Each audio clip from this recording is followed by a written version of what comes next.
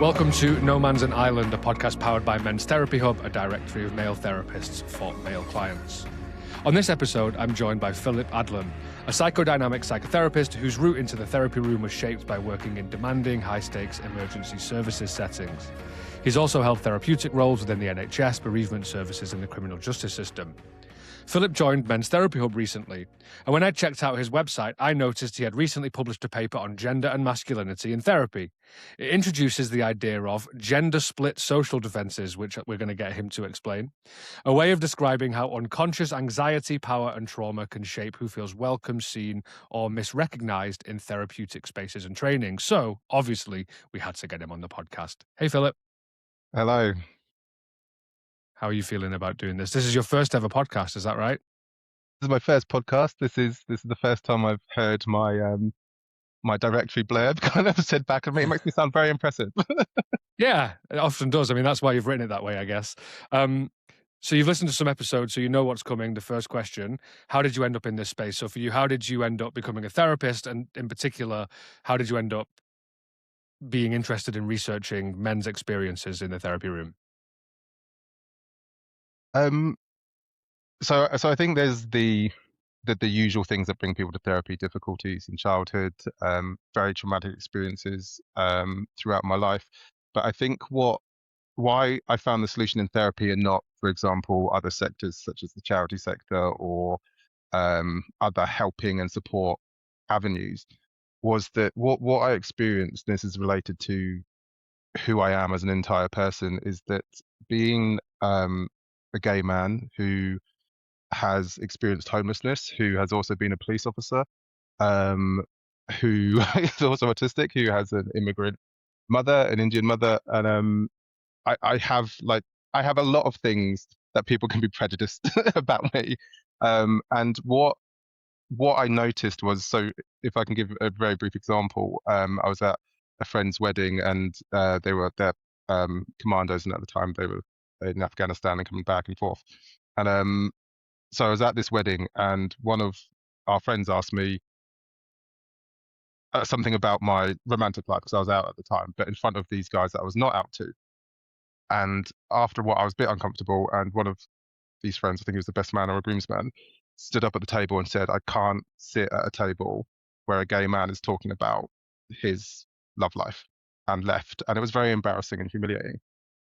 Um, and then what happened when I started working in the charity sector, when I first started working there and it had got around to everyone that I was a police officer, an LGBT person, stood up and said, "I can't work with someone that used to be a police officer," and got up and left. And that was also permitted.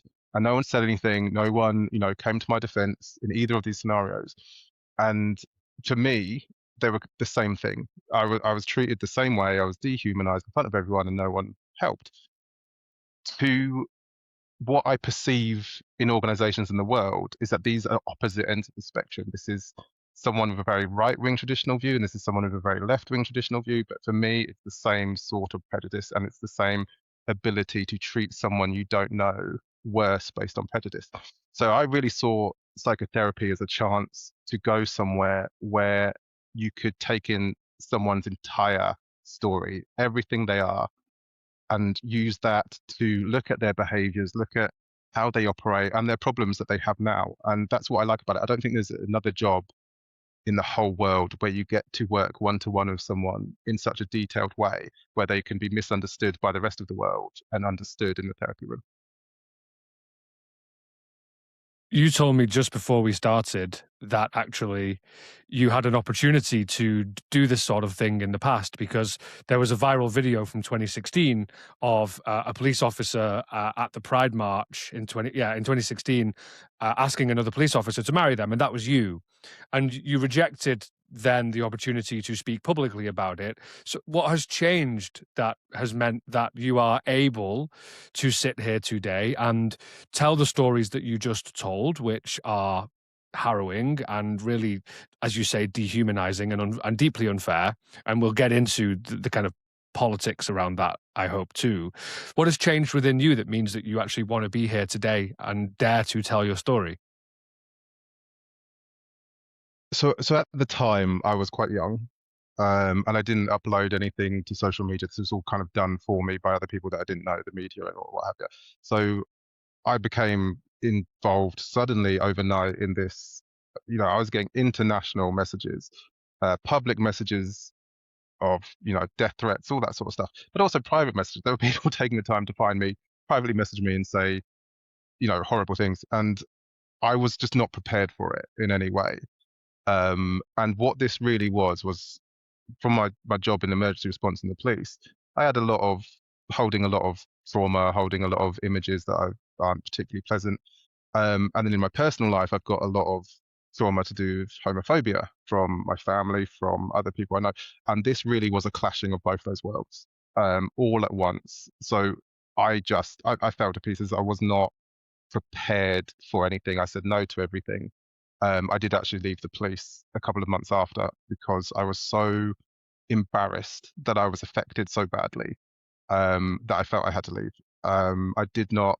There was something I just could not do. Or people were suggesting me, you can take time off, you can look at your mental health, and that felt so, I don't know, just not approachable. It was just something that I couldn't do. It felt like I don't know how to describe it better than that. It's just something that I think a lot of men feel. But since then, I've gone on a therapy journey. I've had some very, very kind, very, very wonderful people in my life since then, who have just shown that I think it's in The Body Keeps the Score. If you've read it, there's a line that always makes me cry that says, study after study shows the single greatest defense against trauma is a good support network. And that really was what I've gained in the last 10 years, is a good support network, that I didn't have before, through therapy mainly. Okay, so a support network of therapists and people you can go to be held therapeutically. Yeah, but also the ability to, you know, to rid myself of these homophobic influences, of these influences that tell me that because I'm a man, I shouldn't be feeling this, or what. So all of these sort of negative conversations are no longer in my life. So I think I've always had influences in my life that, as a man, as a visibly white man, despite having South Asian heritage and being gay and homeless, that people do feel like I can take a bit more than I can, maybe. So, they'll tell me their homophobic thoughts, and they'll tell me, um, other things that they perhaps wouldn't do to someone else. And I've rid myself of that. So as an example, my family would, send me conversion therapy stuff, would send me, um, stuff to do with, let's rid the libraries of gay books and all, and I would just be receiving this sort of messaging constantly. Um, and that is part of what I've cut out of my life. I've moved on. This support network that I've got now, unfortunately, is not my family, and it's not all my old friends. It's a new, much more healthy, much more, socially aware, awareness of mental health and other types of health. So it's just a more positive support network that allows me to do this and not fall to pieces, basically. Mm. And that gives you the grounding to find the courage to speak up. And I'm always, and it's why we ask this question, because so many people have such fascinating and rich and sad, often as yours is, stories of how they end up doing this work. And yet I'm always in awe of the courage that it takes to come and do this, because it's not easy to say, I am all of these things, I've had all of these experiences, and I'm here to try to help others to not go through what I went through. Yeah, I think that that's a big part of it. It's the sort of, I want to offer the help and support that I wish I had. And that when you speak to men, that's quite often the case of what they say, that this is not what my dad was like, this is not what my friends were like, and this was really horrible for me. Therefore, I want to provide this to other young men or other boys or whatever it is. And it's not just true for men, I think it's true for lots of people. That time when you were blowing up online, that time when you were blowing up online, against your will, it wasn't consensual, and then the hatred that came with it, was that was that lumping on top of the experiences you'd had with family previously, with the homophobia and the conversion and all of that? Yeah, so what happened, and this is I'm a firm believer that to get over the stigma of mental health and trauma, we have to talk about trauma and mental health. So this is not particularly pleasant conversation that I'm about to embark on. Um, but so I grew up in a very, very, very homophobic place. Family, friends, church, and that imparted on me, and I had those feelings, and I rid myself. I think there was a guest on a few weeks ago that talked about that they did something in theatre in school. And I noticed my reaction to that was one of bitterness, because what I was doing at that age was ridding myself of anything that could be seen as gay or feminine. I was removing it. So I really wanted to do, for example, drama and music, but that was too gay. So I did maths and PE. So it was not my path. So I'd already been sort of self-sabotaging based on this rhetoric that was being fed to me. Yeah, And the therapeutic term there would be incongruent. with it, that's not one that I It, use. but you know, Yeah. it's living a life that is not true to who you Right. really So are. so so it and it starts off conscious. So this is what psychodynamic I would call Winnicott's false self. That I was moving towards this false self image of myself, and slowly it moves from conscious decision to actually you believe this is you. And so what happened on my 18th birthday? So this is my 18th birthday. I had a secret. I had a secret boyfriend that I'd had for a while, and there's a whole story there. But I went out on a night out, as a lot of people do. You can drink legally for the first time, so you're drinking quite a lot. And I was in a town in England, and as we moved from the pub to the club, there was me, a couple of other guys, and a few girls. And as we went, I wouldn't normally have done this, but there was a feeling that I was going, this was the start of my adult life. I was going to get out of my home. I was going to move on, and everything was going to be great. And so I was in this like really, really high, really excited place. And I held the hand of my boyfriend, which is something that I would not have done sober at that stage at all. This was clocked by a group of men kind of around my 10 o'clock.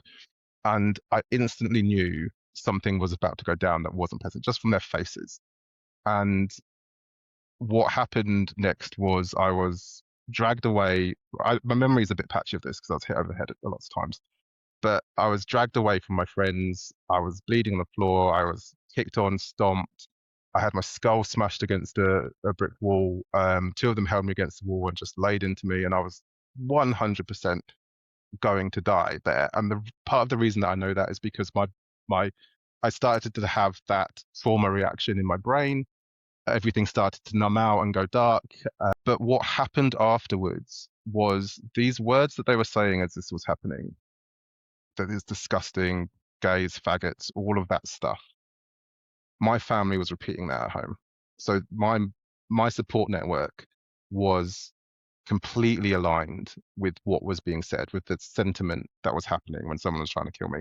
And this is not that uncommon. I speak about like my case study in the workplace, which is very, very similar. It's a working class man, gay, who had a very similar experience, a religious family and an attack. And for and this is where this sort of came into play. So this was my only attempt at coming out, and ended in hospitalization. And then 10 years later, this happens, and people again, I've proposed to my boyfriend, and I'm getting messages that I should be dead. This is around the world. So this is also from countries where you can be A killed for being fucking gay. pride mark. Sorry, at At a a pride fucking march as pride well. march.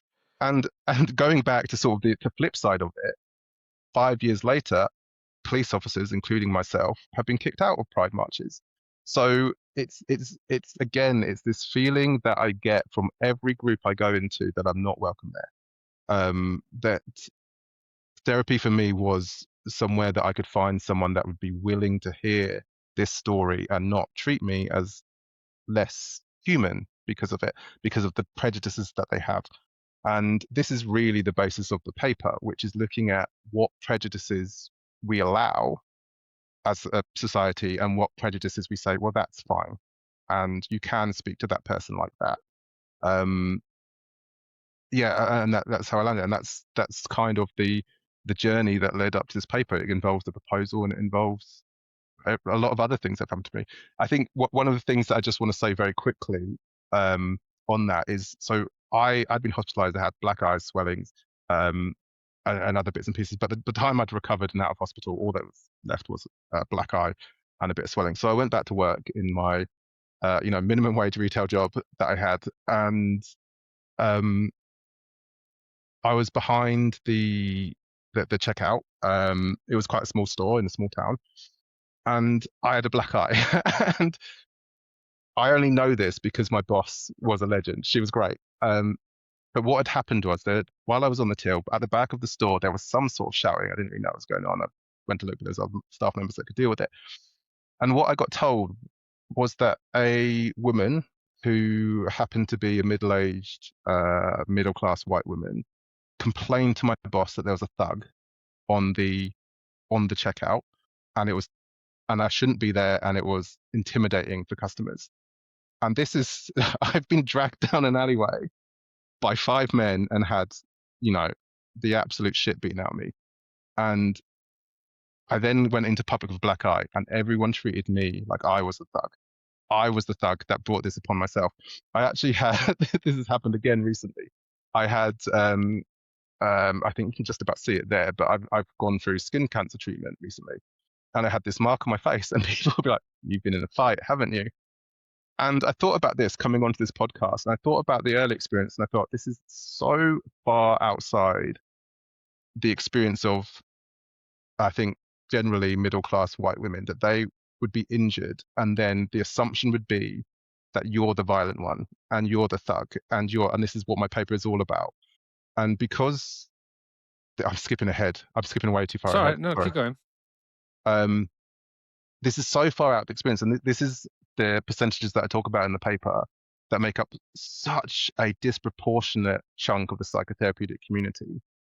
And when you're not teaching anyone about this experience of men, because I know there'll be working class men, there'll be black men, there'll be black working class men listening to that, going, "Oh yeah, of course that happens. We're treated like thugs no matter where we go." Most of my friends who are working class or black, we have this experience when we go on the London Underground, for example, of watching every single seat in that carriage fill up, apart from the ones next to us, because people just assume that we are dangerous, that we are bad, that we are thugs, or whatever it is. There is this prejudice that kind of stays there.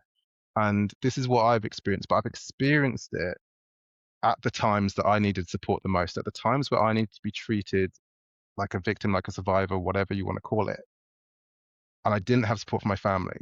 It was reinforced by the public, this idea that I was bad. So I'm in my head, I'm going to conversion therapy to try and stop this happening again at the time as a child.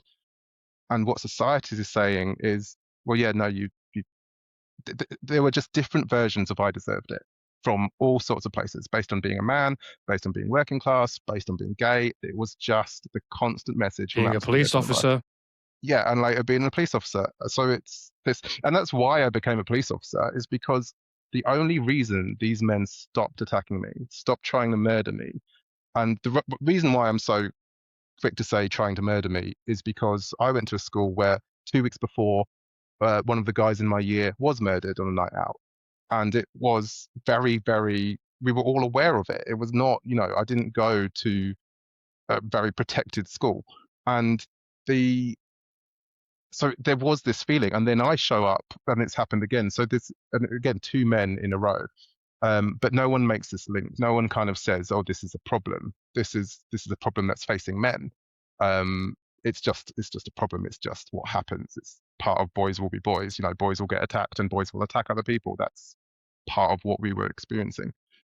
Which is true, but it doesn't make it any less devastating that it is true.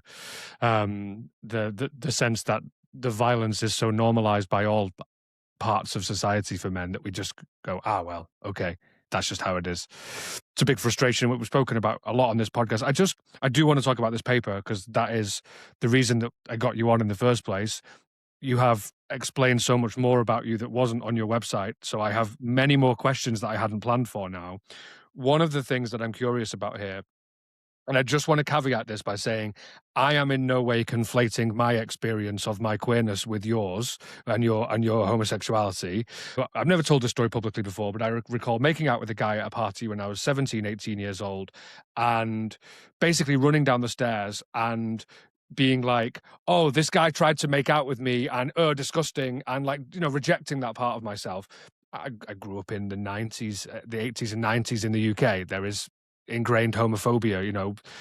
It took me a long time to work through my internalized homophobia about myself so that I can, at 27, came out as bisexual. For you, you're not just growing up in the UK, you're also growing up in religious, you're also growing up in a cultural, a kind of deeply homophobic, like homophobia squared by the sounds of it. And I wonder how that played against your sense of masculinity, your sense of being male.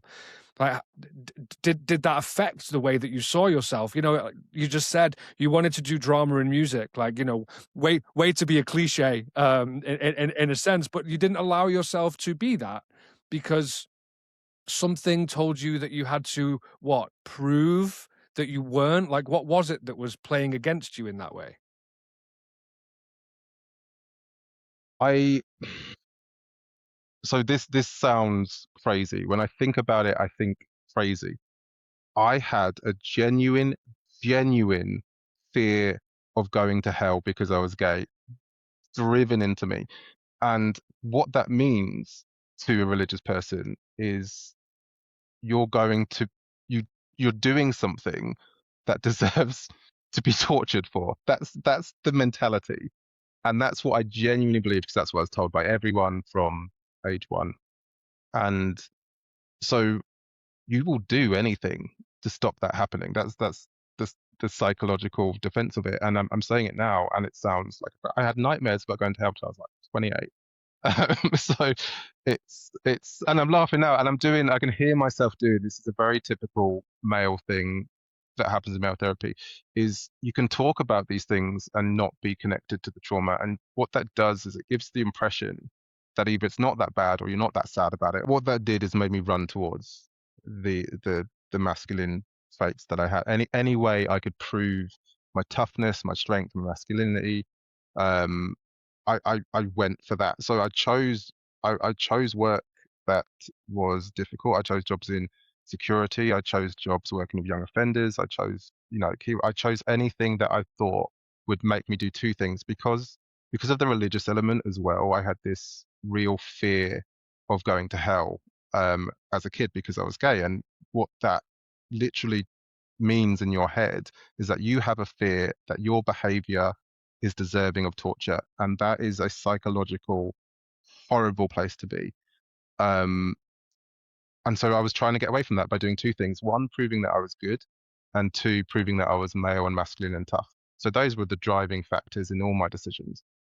What to do, what not to do, what jobs to go for. They had to be something that would test my strength and toughness, and I would rise above it. And it had to be something that I could say I was a good person. So I ended up doing a lot of youth work with people that society might consider dangerous, people that society might consider not worth helping. And I dove headfirst into that. What we're talking about here is a guy who has been through a lot of really difficult traumatic experiences where he hasn't felt accepted in many places anywhere in his life until more recently, when you have, as you talked about earlier, you have been much more discerning with who you spend your time and energy with. What brought you into wanting to train to be a psychotherapist? It was driven by witnessing what my colleagues were doing and observing some really abusive behaviors in my colleagues within the charity and caring sector that, coming from the police, would have been called out or would have been potential to get someone fired. There's loads of times in the caring profession that I've thought, if you said that or if you did that to a victim in the police and that was caught on camera, you would be in misconduct hearings right now. But it's it's just one of those things that um, there's less scrutiny on caring professions. There's less scrutiny than there is on the police, but it's why I wanted to. I guess I felt disillusioned with other helping professions, and thought I would like to go work with people in a way where I don't have to, because I was in these positions to help people. I didn't want to be thinking about what was going on next door, and trying to fight that as well, and make positive change for service users and clients. So this was really the logical step for me to be able to do that. So then, as a gay man with mixed heritage, you go into the therapeutic training space, and I wonder what your experiences were of that and how that has contributed to this focus that your paper has and that your work has, that you've clearly been desperately trying to talk about, because it's been the kind of the end to your answer of many questions so far, which is clearly so passion. It's clearly a passion of yours. So, like, what happened for you to start to look at the therapeutic training space critically in the way that you have done? It was essentially an experiential journey of, perhaps very, very naively, I thought that therapists would be this breed of superhuman that would recognize prejudice and would recognize issues and try to solve them, which is completely unfair on therapists because we're all human. Right. Um, so, Yeah, but Matt Pinkett said the same about teachers. It's like we think that teachers aren't going to have like bias, and hey, come on, like they're human too, right? exactly, yeah. But what I began to notice was a similar pattern to what I've experienced elsewhere. That if I chose to present myself, which I've already done, and I could arguably have done that to try and gain empathy from yourself and anyone listening, is to put forward the more vulnerable parts of me. And what would happen? So I'll give you an example. Whenever we went into a class, there would be a circle of seats or whatever it was, the setup. And if I arrived early as being one of the few men, I would watch every single seat fill up apart from the ones next to me. And I did this for about 5 years of constantly watching that. And one of the things that I thought, this happened 3 times during this, that during the experiential group, when you're meant to kind of discuss the dynamic in the room and learn from it, um, one of the females in the cohort said, "Oh, I think it's interesting how the man has isolated himself." And that was the comment, and everyone went, yeah, yeah. And I was like, "Oh, I don't know if I've done that." But after a few years, I became more confident in this. And the last time someone said this, repeated the same thing, "Oh, I think it's interesting how the men have isolated themselves." This is when I finally kind of snapped back and said, "I didn't isolate myself. I was here first. Everybody here isolated me. You all chose not to sit next to me, and then you have told me that I have isolated myself." And there was no room for arguing. That was empirically what had happened. There was nothing I had done. It's not like I put up signs that said, "Don't sit next to me." And I was being friendly. I was smiling. I wasn't doing anything. I was very aware of it. And this, in my opinion, sparked the whole thing. It's what changed it from being quite angry about some of these issues, where I've been called a thug, where I've been beaten up myself. It changed it from being angry to being, you don't even realize you're doing this. This is a psychological problem that you can't even see the evidence and the facts in the room because I've isolated myself as a man. And this is what I think is happening to men in society in such a huge, huge way, that society isolates men and asks them to be isolated, asks them to be strong, asks them to historically to go to war. That's the role that men have taken to fight for governments.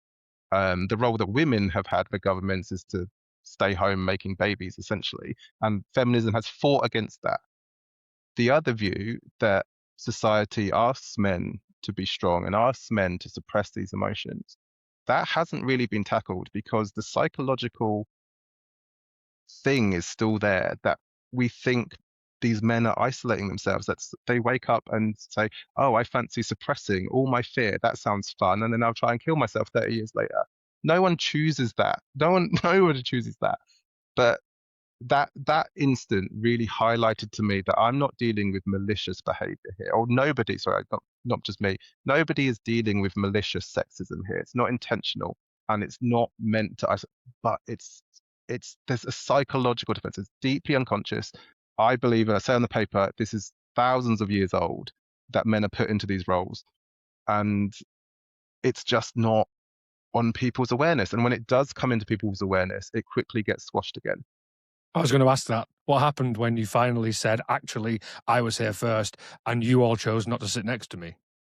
I bet you could guess what a remote therapist did. Everyone nodded silently, nicely, and we moved on. That was kind of it. It was just, it was a reflective space. So I don't know. You know, none of these women in this group reached out to me in any way to say, "Oh, that was a good point," or "This is how that impacted me." So I don't know. I don't. They could have dismissed it. They could be dwelling on it right now. I have no idea. Like, none. This is so interesting. And this is exactly why I wanted to get you on, because I had not identical, but similar experiences in my training. And I've told this story once before, but I do want to tell it again to you because I think it's incredibly relevant. Is that we were doing a seminar on differences in therapy, and we talked about everywhere on the intersection, rightly, of course, rightly. And of course, I put my hand up, and my colleagues at this point know what's coming because it's like 18 months into our course. And I say, hey, we're talking about differences. And I think I said, like, there are more women of color in this room than there are men. And we are not talking about the fact that men experience the world differently. Male socialization is real, and yet we're not talking about how to work with men and the importance of recognizing that. So then a bit of a debate opens up.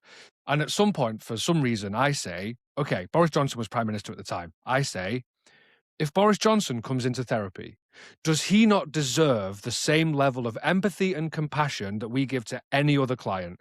You might despise him, and as somebody who has been affected by Brexit directly because I tried to move to Denmark after it and it's been a nightmare, like, I can despise that man, but would I still not need to meet him with the unconditional positive regard?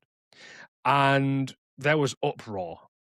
And I was then later called in the next week. I was called in for a conversation with somebody senior on the course to say, Chris, we need to have a talk with you about white privilege.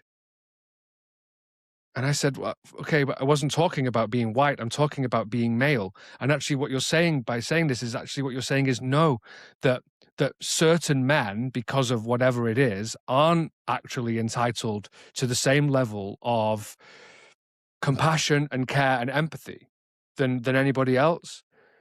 And it was just this, that was the moment for me where I was like, this men's therapy hub exists because of that moment where it's just, and it's blind spots, right? And this is the thing. There was no hatred. There was a woman on my course, Nicole, who I'm going to get on at some point, you know, and she put her hand up and she was like, you know, she's a black woman, and she's like, don't tell me that I'm not privileged. I grew up in a really loving home with lots of money in a safe part of the country, and now you're just telling me that I'm not privileged simply because I'm a black woman. And she's like, I don't experience myself as not privileged. Like, of course I am in some ways. And it's this idea of universal privilege that we can just use as a battering ram against men. And for you, it's this, okay, I'm bringing something into the attention of the room. And for me, it was just countered. For you, it was just ignored. And I know, because I assume you were left sitting there as I was with this like wry smile on your face of like, oh, this, this, this belief that I had that my experience here is less valid. Oh, that is true. Holy shit.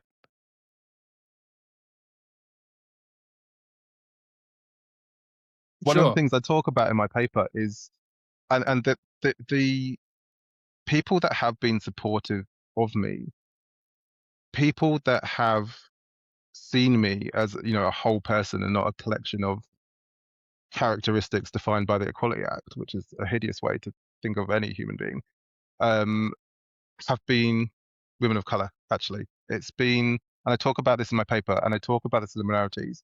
And I talked specifically about a black feminist called Bell Hooks, who said that actually men, she says underprivileged men, but underprivileged can mean a whole variety of things. It could mean abused, it could mean, whatever you want it to mean. And she says that women of color, black women and men share this experience of not being seen fully, or when they experience victimization, when they experience trauma, they have this other experience that is separate from which the majority of people in the psychotherapeutic field, which is white, middle class, well-educated women, straight women as well. Because it's not when you itemize it, you get majority white, you get majority women, you get majority straight. But actually, in the psychotherapeutic field, that intersection, which is not as representative as because you think, oh, they represent the majority of, they don't. It is all of those intersections that is the majority in psychotherapy field, and with that comes power, and there's always power in majority.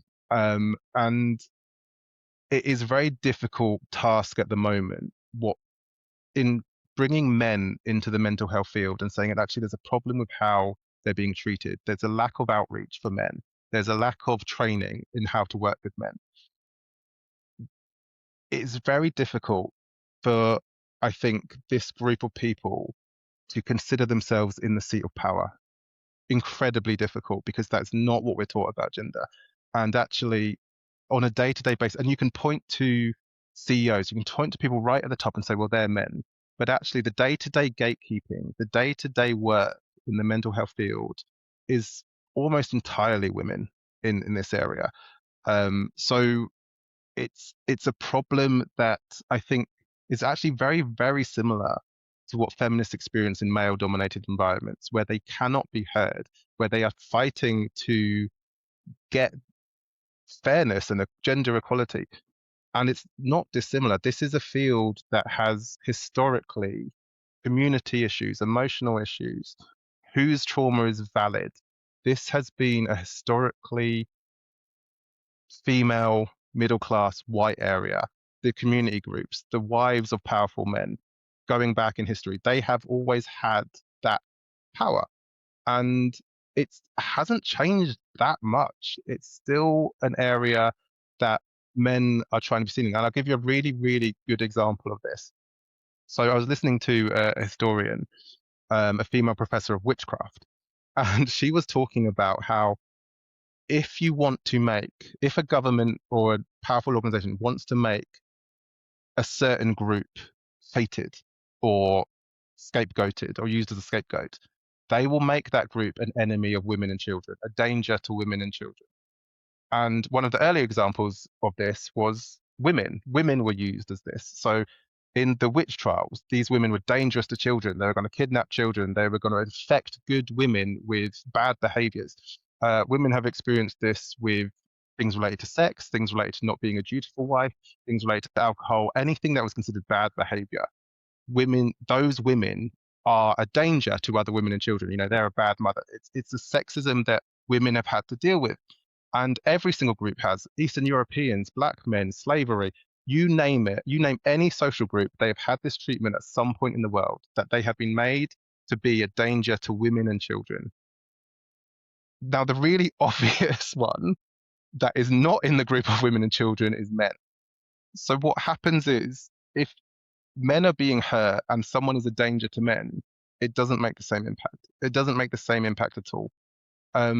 The best example I can give of this is if you watch an action movie. If you watch an action movie, like a James Bond movie, and you see men getting shot and dying left, right, and center, replace those men with middle-class white women, and they're being shot, and their dead bodies are on. You've got a very different movie. You've got actually a quite horrific movie when you think about it. And there's a reason why we have this phrase scream queens, right? So this ingenue, innocent, white, blonde, usually character in these horror movies that are escaping. And that's not because they're more vulnerable to knives. There's nothing in my male body that makes me invulnerable to butcher's hooks and knives, or being shot or anything like that. It just is the audience will not be scared for that man.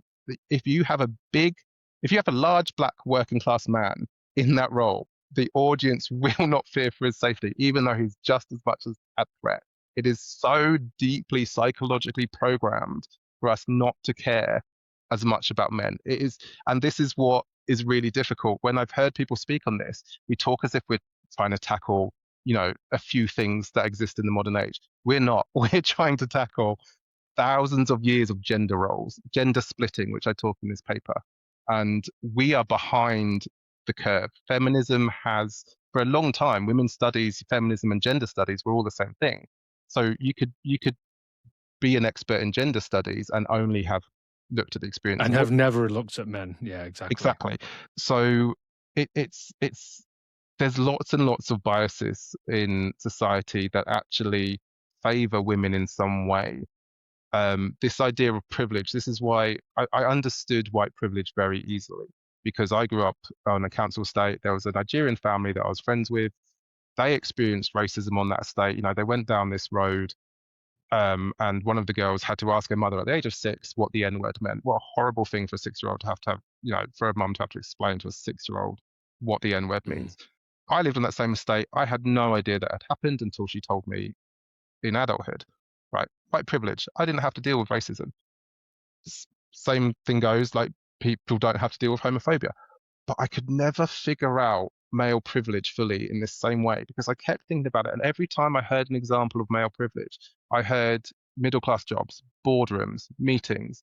I heard domestic settings, straight domestic settings, sexual settings. I never heard anything that was as all encompassing as white privilege, as straight privilege, as able bodied Mm. privilege. And there has been a slow effort, I think, to bring male privilege and misogyny in line with these other forms of prejudice, but they're not. They're very, very, very different. And there's similarities and there's differences like there are across all of them. But with gender roles, and this is why I talk about gender splitting, there are disadvantages to being a man. There are ways in which it's very, very tough to be a man. And like I said at the beginning, in the story, with I can have a black eye, I can be brought close to death, and still people are treating me like I deserve it. And one of the things that even suicide, one of the really sad things about male suicide is it's all horrible, but one of the really sad things is even part of the reason when I've worked with men and what I've observed from men is that when they're thinking about suicide, part of it is a message. Part of it is no one believes me that things are bad. No one believes how awful I feel. And this is and this is then, they'll get it. If I kill myself and I'm not here, they'll finally get that things were bad. Hmm. But men have been Wow. killing Yeah. themselves for hundreds of years at such a crazy rate, and the message still isn't getting through. And it is very easy to be defeatist, really easy to be defeatist with it. Um, but what I do want to say is this is not something against women. I've said multiple times during this that the empathy that I've received has been from women. It's not been from women's organizations, but it has been from women. And the one of the people that I'm contacting at the moment is the head of service who's read the paper and has recognized it in her own team, which I think is a huge step, because that's the other thing that's really, really difficult. It's really, really difficult to look at ways in which your behavior affects other people negatively. Because every single one of us has hurt people, every single one of us. And Absolutely. and it's but 6 years of reflective practice in psychotherapists, not, people came out with stories of being victims, people came out with stories of how they were treated badly. Not once in 6 years did someone volunteer a story where they had been the person that was, a behavior they weren't proud of. Mm. We're just reluctant to do it. We're so reluctant to look at our own prejudices. We're so reluctant to look at the ways we hurt other people. So it's actually quite a huge thing we're asking people to do. We're asking organizations to recognize that they have let down men. And to do that, they have to look at why that is, and they have to look at it. It's not as simple an ask as it seems at first. It's going to take, and this is why I'm starting with psychotherapists. It's why the paper that could have been about a lot of sectors was about psychotherapy, because there's part of psychotherapist's remit that you have to look at it. You have to challenge your own prejudices. That's part of the BACP ethical framework. It's entrenched in most training courses, that you need to provide people with the ability to challenge their preconceptions. So it's a good place to start the psychotherapeutic field, because people are required to look inward. And that's the thing that, I hope in my preamble to that question that I didn't suggest in any way that white privilege doesn't exist, because I am the living embodiment of it. Like, I am a privately educated middle class English guy, right? So like that can all be true, and yet my pain and my suffering is also true at the same time. And so going into a therapeutic setting, right? So this is where I want to get into I've read your paper, and academic language makes my brain hurt. So this is where I'm really excited to get to ask you now. So gender split social differences. What is it that this is a term that you have coined? And having read the research, I really liked it, which is why you're here. So what is it? And why did you feel like we needed a specifically new term for it?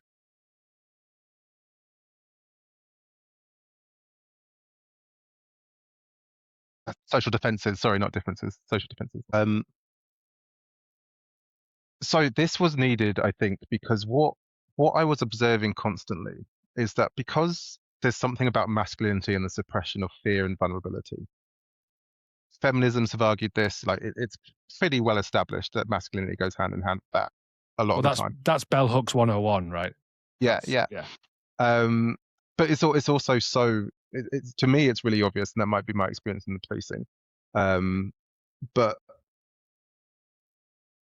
what it was about was when I witnessed men finally kind of wake up and say, I haven't been treated very well. And you're telling me that I've got all this privilege and I haven't been treated well.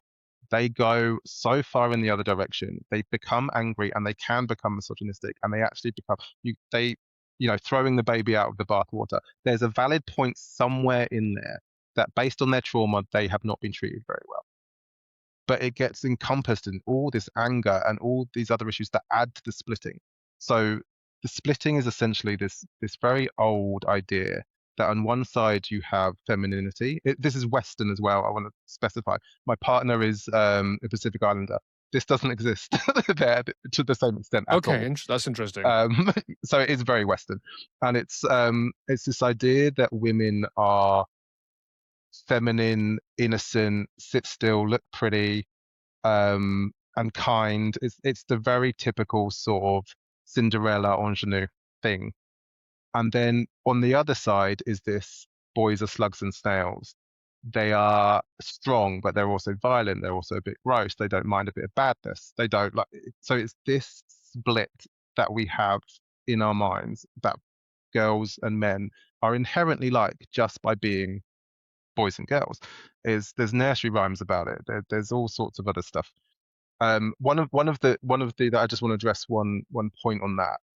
One of the biggest areas that is a very valid point, is to do with another form of gender splitting, that women aren't always treated like that, and what we've already talked about is the whole sex, domestic, be a good. So in a domestic and sexual violence context, women are taken out of this role of being innocent, virtuous women, and they're placed in actually they're now bad, and we don't believe them. And it's so it's that it affects women. So women have done, or feminism, I should say, have done a lot of work on one end of this gender splitting. This sit still, look pretty, that's not us. Men, we haven't done so much work on the other end of the splitting. So and there are advantages to it. The strength thing, for example, that comes with power, and it's very one-sided that men have had power, but it also comes with the suppression of vulnerability. It comes with actually, well, we're not immune. We're not psychologically tougher than women. We don't have less nerve endings. We don't have, like, none of this is Right. true. But the way you would talk about men being assaulted by women, you would think that, like, we just don't feel any pain.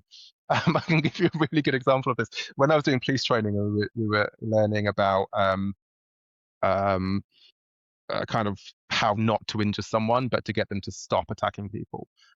which was shins, and if you push down on their shins, there'll be a burst of pain. It won't cause them any harm, but it will get them to drop their weapon or whatever it is. And we were doing this pain compliance thing on everyone in the room so they could feel it, how it feels like. There was one girl who was a trained ballet dancer. She was very, very slim, very, very slight, very petite. She could not feel anything. You could force, she just had no pain threshold. There were these big men who were yelling and screaming and crying. I was one of them.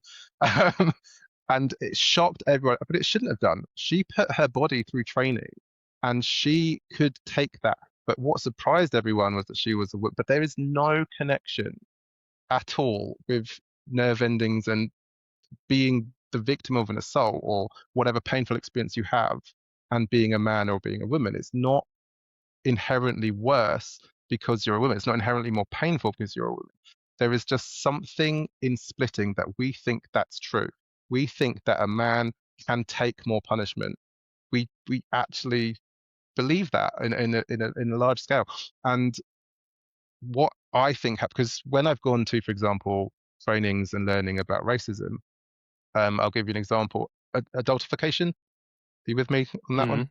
Yeah. So this is used, or this is spoken about as a way of saying that, well, when I've heard it in this context, it's that young black girls are treated as older than they are than their white girls equivalent. That they're not. There's less concern. There's less empathy. There's less, for their safety.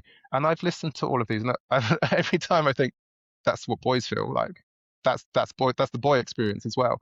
That's the boy experience of when you are the same age as your sister, as a girl, your welfare is genuinely less concerning for those that are involved with. So, and this is again what Bell Hooks talks about. Bell Hooks talks about similarities between women of color, black women, and the experience of men. And it is, in my opinion, related to this rejection of these very, very old gender split views. This idea of white and feminine innocence, this idea of white beauty standards that play into this as well, and that women, when they stop being sit still, look pretty, when they speak out on the internet, when they get jobs, when they go into the working environment, they are rejected from this. They immediately lose that. So we kind of think, okay, we can be, well, not we, but society goes, oh, we can be mean to you now because you've decided to drop that role. And men never get that. Men never get that experience. And the two case studies that I talk about show this as well. And there's all these social experiments that show if on the street, if someone is assaulting, if someone is being verbally aggressive or physically aggressive to a man, then passers-by just react less than they would do for a woman.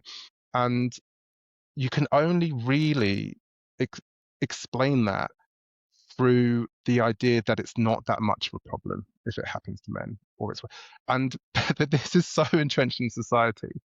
One of the conversations that really, really annoys me is in this fight for gender equality, which I'm a fighter for gender equality. I'm just approaching it a bit differently. I'm approaching it from both sides of the gender spectrum rather than one. So one of the discussions that I hear is that the assumption that a woman is weak causes people to offer them help, and that is a misogynistic thing to do. That's one way. Stopping offering helping women is one way of getting gender equality. The other way of getting gender equality that doesn't seem to occur to anyone is to offer the same help to men. Like, why is that so out of reach of people's mentality that instead of stopping helping women, you can start helping men? Like, you can start, and it's so removed from what we're taught from birth, our society, the Disney prince and princess thing. The princess has had a lot of work. She shouldn't, be encouraged just to sit still, look pretty, wait to be rescued. That's very, very misogynistic, and it's a very terrible role for women. Meanwhile, you've got the prince who, just has to fight a fire-breathing dragon to save someone that isn't himself. So there's a disregard in these stories for the well-being of the men, and there's a disregard for women's abilities to save themselves. So both is happening simultaneously in this gender splitting. The issue is that we tend to side with one. So men tend to recognize their experience, women tend to recognize their experience, And there's very few voices that are in the middle saying actually both are valid.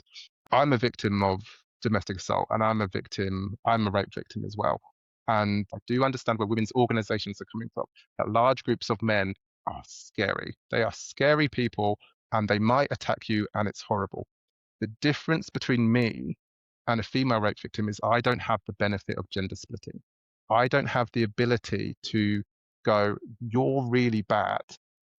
And that's how splitting works. We get rid of all the badness and we put it in someone else, and we say, this group of people, they're the bad ones. I can't do that because I am a man. And if I did do that, which I actually did for a while, it becomes internalized. That hatred becomes internalized. Right. So it might lead me to suicide. It might lead to lots of things. It has to go either internally or externally. So this gender splitting that I'm talking about is not available to me for these experiences.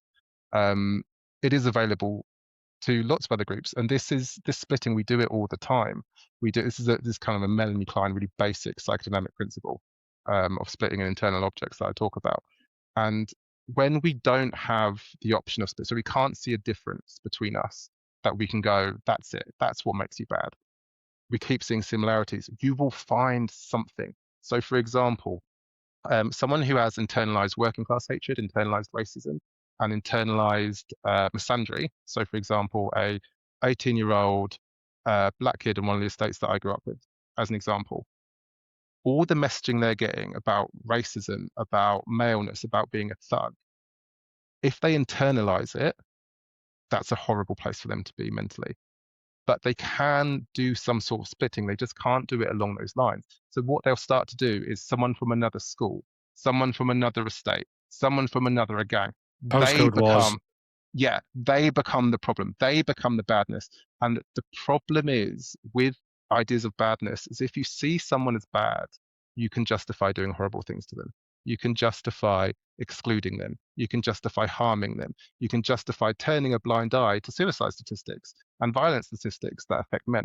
So this is all, for me, incredibly complex socially, that we are trying to untangle, Sure. and doing it in a minefield of sensitive issues, because I've already covered a huge amount of them: domestic abuse, sexual violence, women's rights, suicide, racism, gang warfare. These are all incredibly sensitive social issues. And I'm trying to navigate them basically and bring people with me instead of pissing them off, which is a real difficult task. Yeah, good luck with that. There's so much there that I want to get into, and there is one thing, and maybe you're not aware that you did this, and in essence, it's really interesting how it kind of speaks to what we're talking about here. Is when you talked about the ballet dancer in the police force, you called her a girl, and then you said there was a load of men who were on top of her, and in Oh, did essence, I? that speaks to this idea of like a small, vulnerable ballet dancer girl. Just so simple how our language can just show up in the exact ways that you're Right. talking about. So I'm really glad you said that. So this is a really important point. As I'm getting more passionate and talking more, I'm not immune to any of this. I'm Exactly. involved in the Yes. whole Yes. system. And this is a really good example of actually the kind of the costs and the benefits, is that in doing that, I make her seem weaker and more vulnerable, which, Even though she wasn't, that was the even story. though she wasn't, yeah, she wasn't, Yeah. and that was the whole point of the story.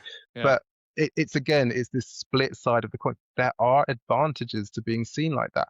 I would have killed for someone to have seen me that way when I was dragged down an alleyway and I was beaten up, but nobody saw me that way because I was an 18-year-old bloke. People, I was just on that threshold of boy to man. I was working class. There was nobody that saw me as weak and vulnerable. It's so programmed in it. And I'm really glad you said that, because that is a really good example. It is, what we are dealing with is deeply unconscious, deeply psychological. It's not malicious. And that's where the problem starts, is where you start accusing people who are just as susceptible to all these prejudices as you are, as everyone else is, and you start thinking you're doing that maliciously, you're saying that Yeah. maliciously. There was a great example from years ago for me. So I used to sit on a lot of panels when my book came out many years ago, and I'm not sure if I've told this story before, but we're doing so many episodes, I'm going to repeat myself time to time. Where for a long time, I would talk about male victims and men also being victims of violence. And then the response would be, yes, but it's mostly men who are being violent. And I would go, yes, exactly. That's why we need to talk about male violence, which I agree with. But over the years, what I've come to realize is that then is victim blaming. That is saying that you, Philip, were somehow responsible for the violence that men enacted upon you because you are male. It's And outrageous. right, exactly. And then, so what I want to ask you is, I wonder how much that shows up unconsciously with, 80% of psychotherapists, according to the UKCP, are female. And if anything is to go by the numbers of men who are on training courses right now, that number is in steep decline because 20% of men are not currently in training courses, as far as I can see anecdotally. How much does that blaming men for their own problems show up in a therapeutic setting unconsciously, and also not just from female therapists, from male therapists too, and non-binary, trans, across the gender spectrum, that blaming men and therefore saying that your problems are less important? It shows up all the time in a variety of ways, in a variety of intersectionalities. Um, what I always have this sort of dual experience to pull on, which is my role in the policing and my role in psychotherapy.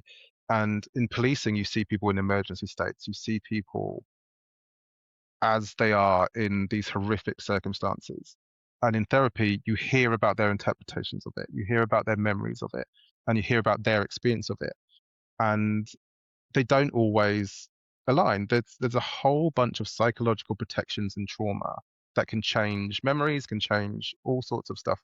And one of the things that I always think about, so one of the things that people ask me quite a lot, no one in the job and no one with military service ever asks this, but there's the sort of true crime is becoming a real sort of entertainment area, For women. and but I didn't want to say it. But I went into a supermarket the other day actually, and next to those celebrity trashy magazines, there was one that was Murder Weekly or something like that. That was a women's magazine, had the same format, had the same, you won't believe this, all that stuff, but it was about real life trauma and murders, and I was like, wow, that's disturbing. Really? Um, That yeah, exists? genuinely. Next I time you go to the almost don't supermarket, want to. have a I don't look. want to believe you. I don't want to No, believe it's you. there. It's Okay. there. It's the same thing that said, look, all that awful stuff of like, oh, she's stressed with her marriage, now says she decapitated her children. Like it's there. It's next to, look at it when you go to the supermarket. I promise you it's there. Um, so um, So the final question, Philip, and I think I'm going to change it very slightly for you because I think I want to make sure that it's in this area, because to me, if I'm going to give you unlimited funds right now, what change are you going to make within the therapeutic sphere? I presume you're going to change it within the therapeutic sphere because that's what we're talking about. What change are you going to make that is going to have the biggest impact long term within our profession? that's a good question. Not one I'd thought about.